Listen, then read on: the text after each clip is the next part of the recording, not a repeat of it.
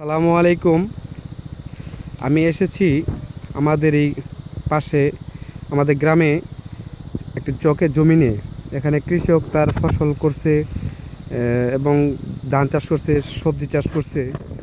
কিন্তু এর মধ্যে আমরা শুনেছি কৃষি যে ইনি কৃষি কাজ করেন ওনার দুঃখের কথা।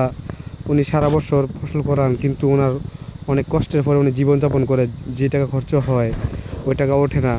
আসলে ভাই, আপনি কি এই জমি চাষ করছেন?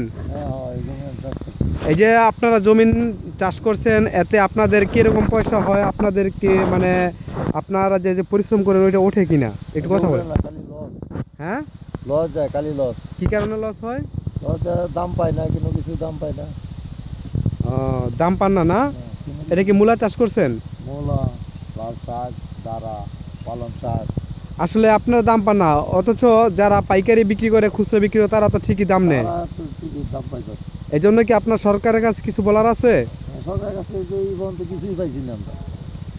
তো আমি একটি কথা বলতে চাই, সরকারের কাছে বিনীত আবেদন করে একটি কথা বলতে চাই যে এই যে কৃষক কাজ করছে, ফসলে মাঠে ফসল বানাচ্ছে, অনেক পরিশ্রম করে, দিনে রাত তারা পরিশ্রম করে, এর বিনিময়ে তারা সর্বশেষ তাদের চোখের পানি ছাড়া আর কিছুই পাওয়া যায় না।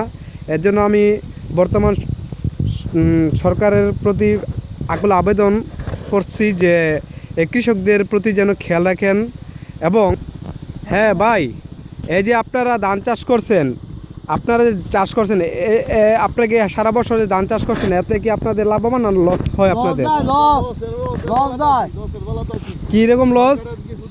সরকার আমগো 10টা ভাই দেয় না, এই সার দেয় না, বলে দেয় না, বয় বদলি দাম বেশি, এই তেলের দাম বেশি। এই আমরা বছরে বছরে লস খাই। আচ্ছা আচ্ছা ভাই, আপনার দুঃখটা কি? আমার দুঃখটা খেয়াল করতেছি, সরকার আমাকে দিয়ে খেয়াল করে না। সারের দাম বেশি, তেলের দাম বেশি, এই যে দিতাছি, ধান হয় কম, সারে দিতাই না ঠিক মতন, সারের দাম বেশি, তেলের দাম বেশি। আসলে আপনাদের দুঃখের কথাগুলা একমাত্র আমরা যারা কৃষি কাজ করি বা যারা কৃষি মাঠে গেছে তারাই বুঝি, অন্যথায় এই কথাগুলো শোনার মতো কেউ নেই। তাই সরকারের কাছে একটা আকুল আবেদন যেন আমরা যারা মাঠে কাজ করি তাদের দিকে একটু সুদৃষ্টিতে তাকান, এবং যে সার, জৈব সার খেসে জমিনে চাষ করা হয়, বোনা হয়, একটু মূল্যটা সীমিত করে দেয়, তাহলে আপনার কৃষকদের কিছুটা হলে আপনার এরা স্বস্তি পাবে। নয়তো তারা সর্বশেষ শুধু নিঃশ্বাস আর নিঃশ্বাস ফেলে। এই থেকে আমরা একটু এগোয়ান হই এবং তাদের পাশে এসে দাঁড়াই, এ আমার বর্তমান সরকারের কাছে আকুল আবেদন। আরেকটি কথাটা হচ্ছে, আমরা এখন জমি প্রায় নাই বললেই হয়, কারণ জমিনগুলো সিটিতে সব নিয়ে নিচ্ছে।